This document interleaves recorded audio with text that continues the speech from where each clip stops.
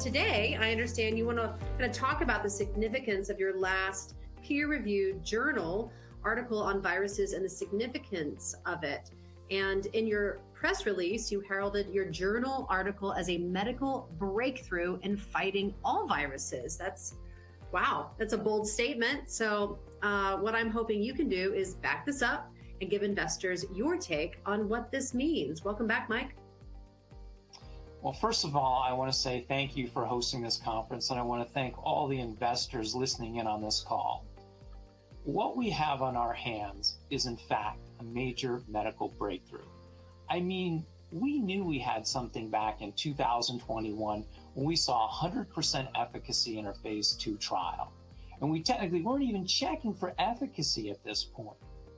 This peer-reviewed journal article, in essence, captured our drug development methodology. But here's the thing, we did things in reverse. First, we found out in our clinical trial that the galectin blocker we made was non-toxic and had profound efficacy.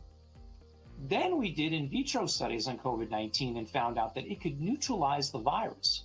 But we weren't totally sure if the mechanism of action, so we did an NMR study to assess the binding affinity of our molecule to the spike protein.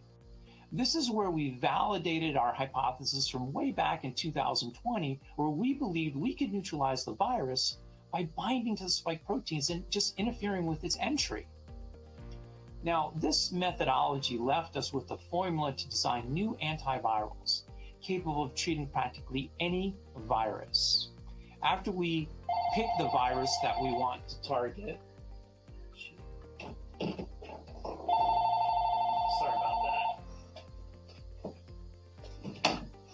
after we pick the virus, where was I? After we pick the virus we want to target, we can basically use nuclear magnetic resonance imaging to find out if the spike protein of the virus binds to our antiviral. The beauty of these NMR tests is that they not only tell us if the two molecules bind, but how strong the bond is. Mathematical algorithms combined with artificial intelligence software are used to plot where the binding regions are in space, as well as their binding strength. Now, once we find a match with these NMR screening, we can run in vitro tests to see if we can actually neutralize the virus. We can do all this development work before we even enter human trials. Once the drug's in human trials, there's a very high likelihood based on this methodology that the drug's going to work. Now, we have one patent pending on lectin-binding carbohydrates to treat viral infections. Now, this is a very broad patent and covers a multitude of drug formulations that could treat well over 60 viruses. Now, I want to invite investors to look at our press release from way back in last year, this time, because we think we have solutions to some of the most lethal viruses, like Ebola, Marburg, or Nipah virus. Now, let me shift gears and talk about the actual discovery that we made. The discovery relates to how viruses infect our cells. Now, the existing theories paint this picture that the viral spike proteins attach to cell surface receptors and they trigger cellular response and allows the intake of the virus. Our discovery reshapes what we know about this viral entry. We found out that galectins actually help facilitate the viral entry by acting as this little tethering mechanism between the cell surface receptor and the viral spike protein. We discovered a conserved binding region on the spike proteins on a number of viruses, which enables the capture of the viruses. Now, think of galectins as a viral magnet that attracts the virus to the cell. So the good news is that we discovered the Achilles heel of viruses. But the bad news is that no one in virology really understands what we're talking about, or heck, maybe throw money at us. There's a major disconnect in what we've discovered in virology in general. Almost all antivirals work by stopping or slowing the production of viruses once in the cell. We attack the problem from an entirely different direction and think it's smart to actually keep the virus quarantined outside the cell and preventing the viral entry. We're on a completely different level with respect to the rest of virology, which is why no one really gets us. I mean, the truth is, we could be sitting on a cure for HIV, but we won't know until we get more funding so we can do a battery of testing. I hope investors realize the explosive upside, considering we're about 1,000 on our in vitro studies, and we think we can keep this stroke going. Well, Mike, let's assume for a moment here that your antiviral technology has the power to block a number of viruses. Could this mean the end of the jab as we know it? We all hope, right? Actually, vaccines do in fact serve a purpose. Vaccines like measles, mumps, rubella, you've all heard of these things. What about tetanus or rabies shot? These are what we call sterilizing vaccines, which means if we're exposed to the virus, we're not expected to get sick. Now, I expect these type of sterilizing vaccines, they're going to stay with us for some time. There's no reason to sideline them. The real issue is with the current vaccination strategy. And its definition of a vaccine has changed from preventing any form of disease, like the sterilization, to what we have now, which is get sick, but get sick with a lesser form of the disease and avoid hospitalization and death. Now, the trouble with vaccines, in these type of vaccines, is you need large buy-in from a sizable part of the population for it to be effective. Now, during the pandemic, the magic number was around 70%, but the uptake this year is under 15. That's just not going to work. People are realizing that vaccines can't keep up with the mutations, and then the side effects of the vaccine, they're basically on par with just getting sick with COVID. So the mindset is, why bother? Now, Bioxytran's antiviral platform could make the seasonal vaccines referred to as the jab obsolete.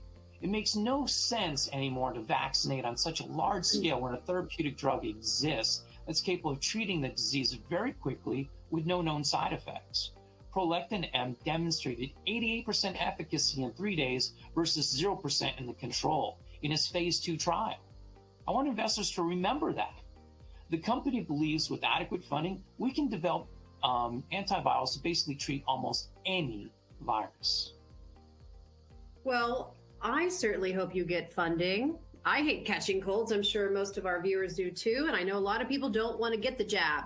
So when I catch a cold, I feel lousy right away and then I get over it. But I hear cancer obviously is a very different animal because you start feeling off, but then it gradually gets worse and worse. So what's the linkage between viruses and cancer? Because these sicknesses behave differently.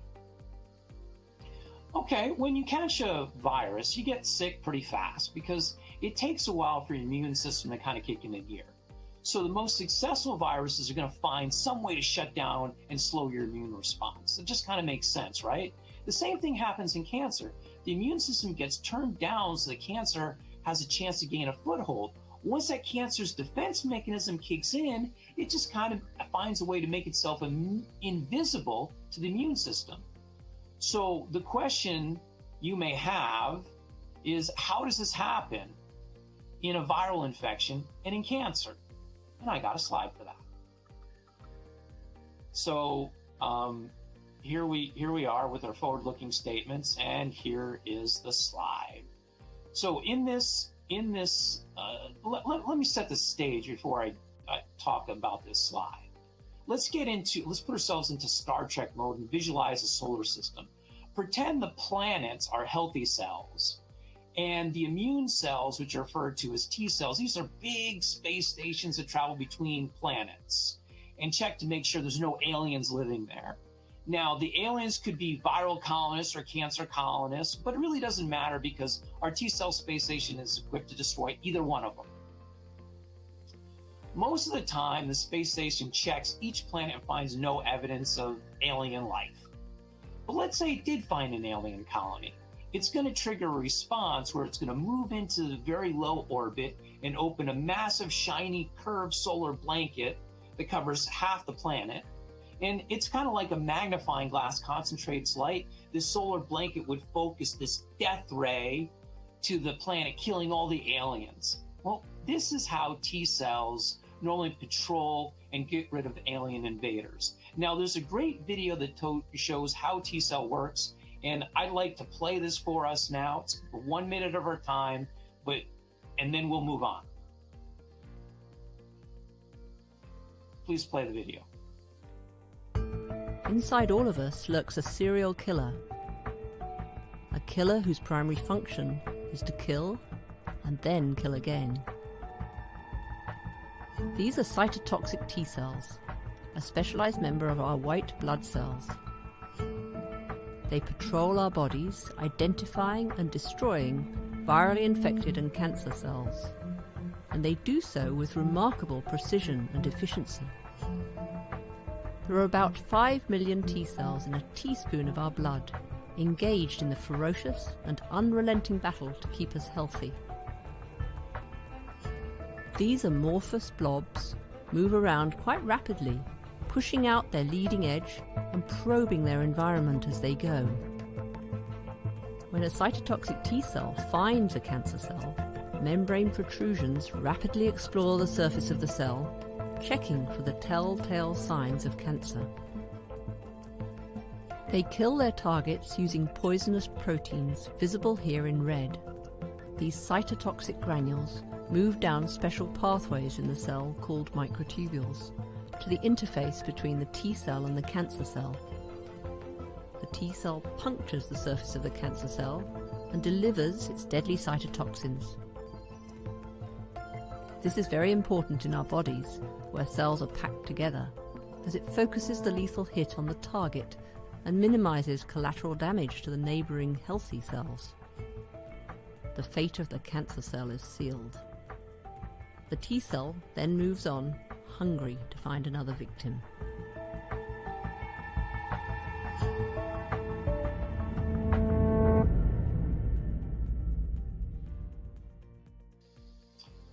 Okay, so I hope that video really helps put things into perspective on how a T cell actually works. See, it gets that good adhesion.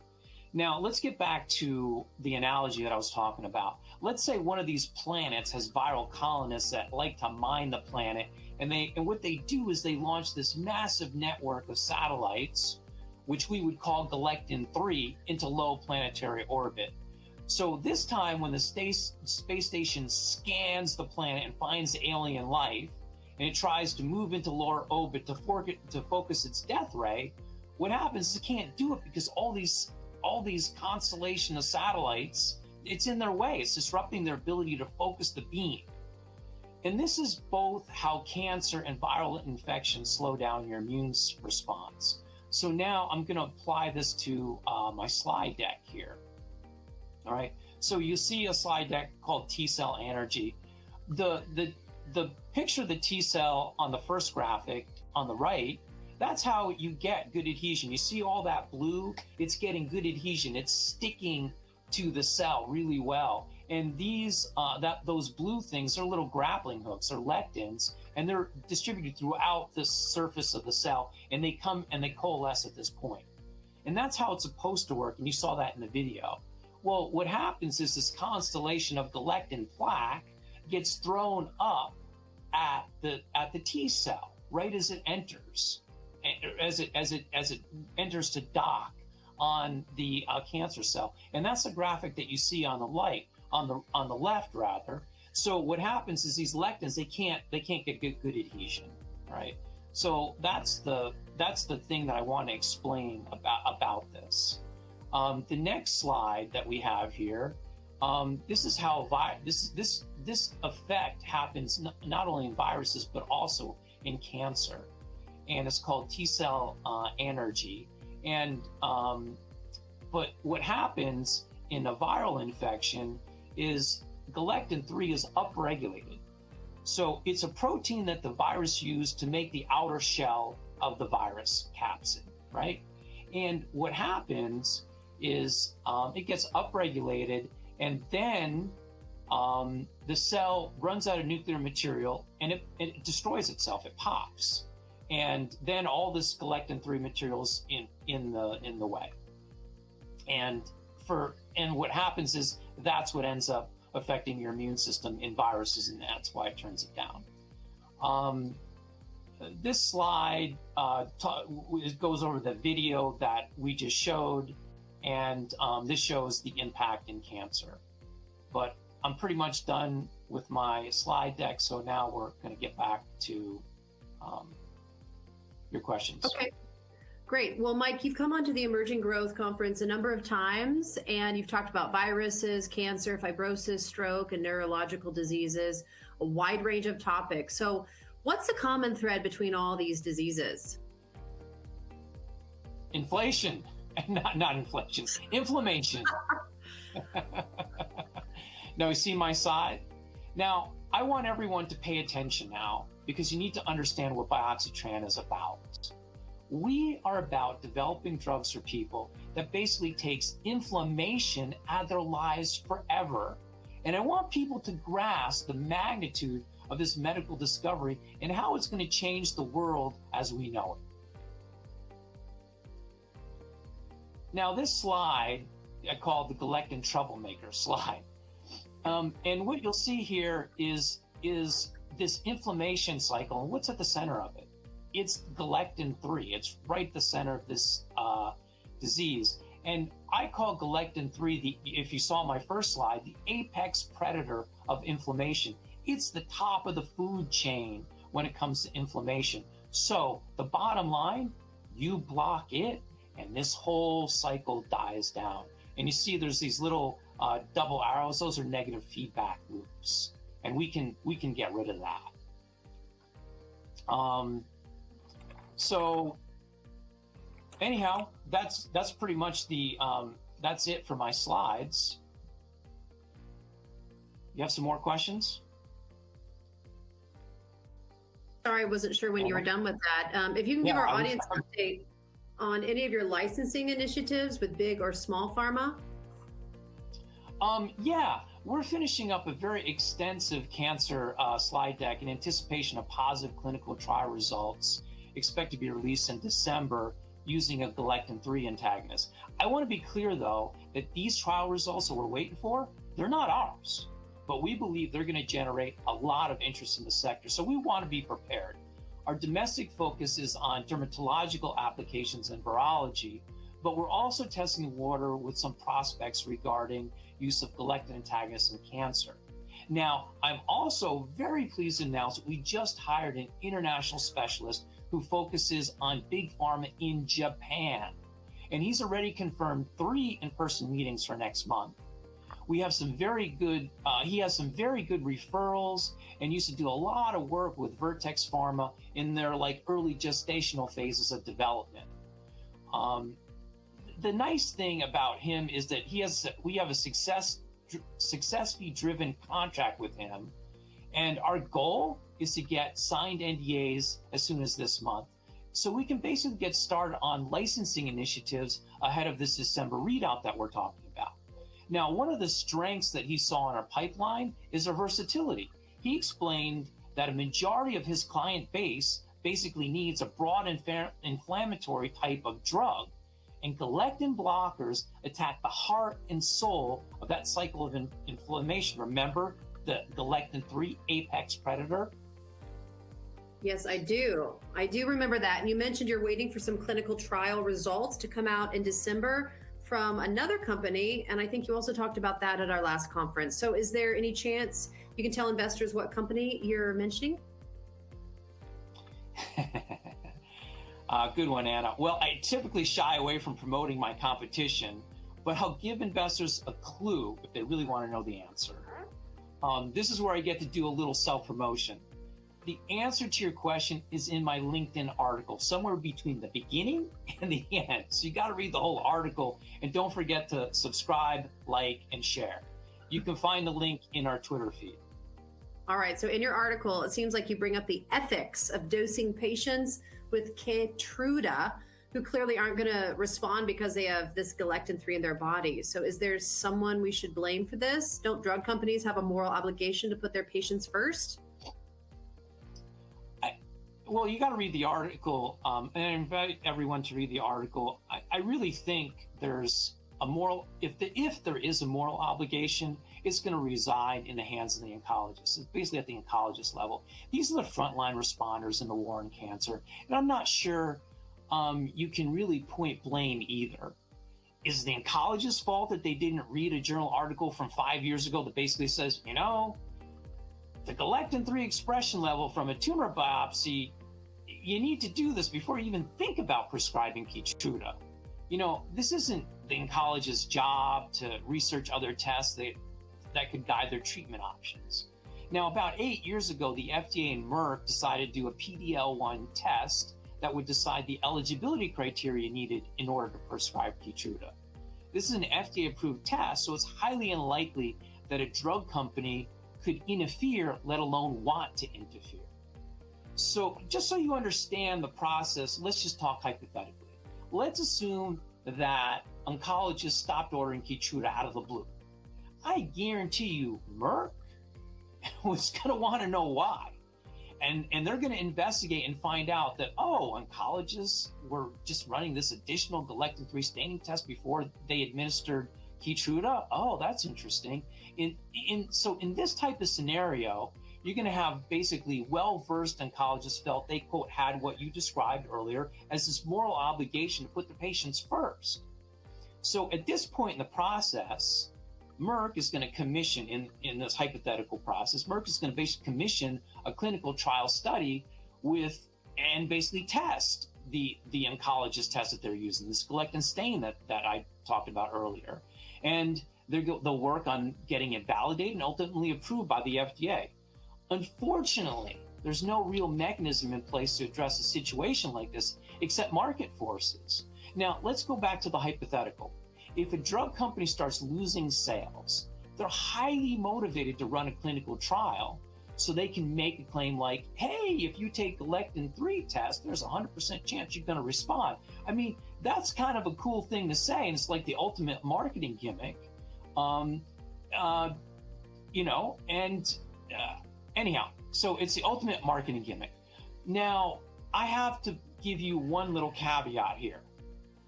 It's about the status quo, in which we have right now, because there's two independent studies that explain Keytruda resistance, and both of them are analyzed in my LinkedIn article. So here's another plug, read the article. Now, all the PD-1 inhibitors have neutralization concerns, but I'm most concerned about Keytruda because the data indicates the drug could be completely neutralized depending on the level of galectin-3 concentration. What I'm finding hard to reconcile is whether or not this should be elevated to concern of patient safety. So on one hand, these were independent studies, but if the drug company did these studies, they would be hard-pressed to withhold this from the regulators. Now, my gut tells me that this has turned into a patient safety issue. Medical ethics revolve around this core idea of doing no harm, and Keytruda does in fact have side effects, and the level of galectin concentration is correlated to neutralization of Keytruda. So there's a viable argument that Keytruda may cause harm if the galectin level isn't known. Now, I'm not advocating pulling Keytruda and Tecentriq off the shelves because that's going to hurt a lot of people, and that would do more harm. But I think this issue has been swept on the rug for way too long, and that the regulators should be involved. This is tantamount to giving terminal patient who has cancer a placebo. You just don't do that. But what I think is going to happen is basically in this little gestational phase right now. See, Merck's the maker of Keytruda. They're under a tremendous amount of pressure to make their drug better. Summit Therapeutics just came out with a competing PD-1 inhibitor just like Keytruda, but with dual action that's also going to stop the blood supply to the tumor. So Merck can't sit idly by and just collect this dividend off of Keytruda. The competition is forcing them to make improvements, and it's not a huge leap for them to start connecting the dots and realize that galectins neutralize Keytruda, and galectin blockers could reverse that effect.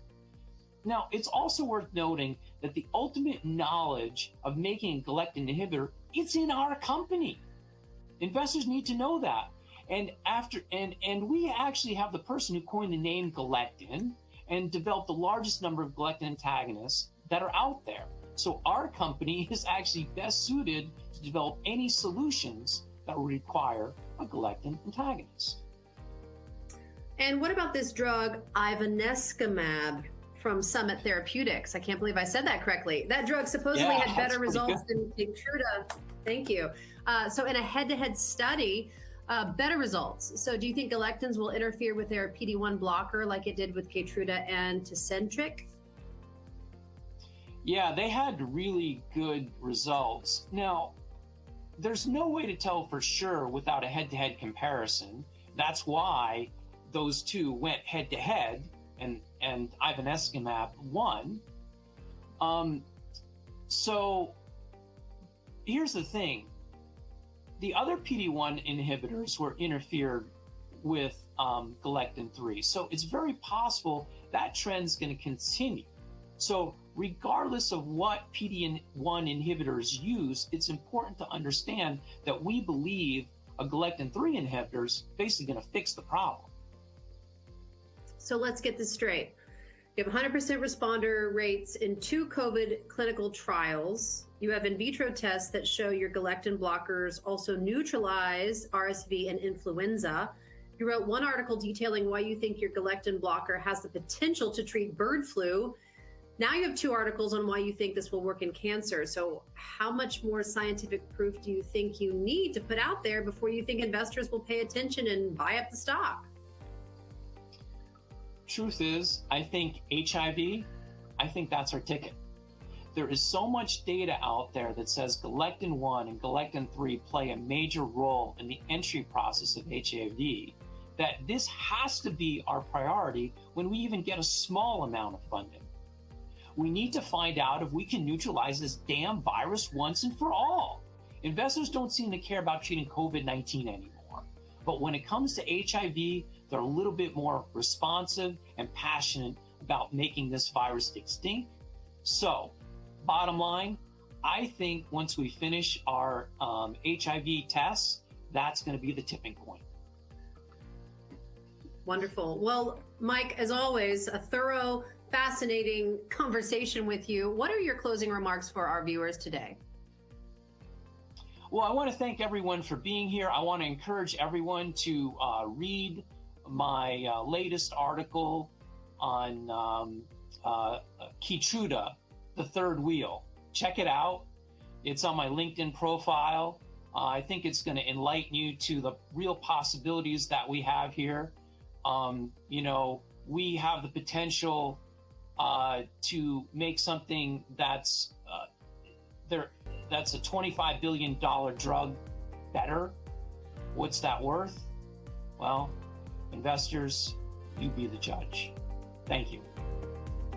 Wonderful. Thank you, Mike. Nice speaking with you, and I look forward to our next conversation. Sounds good. We'll be here. All right, everyone. See you in just a second. We'll be right back.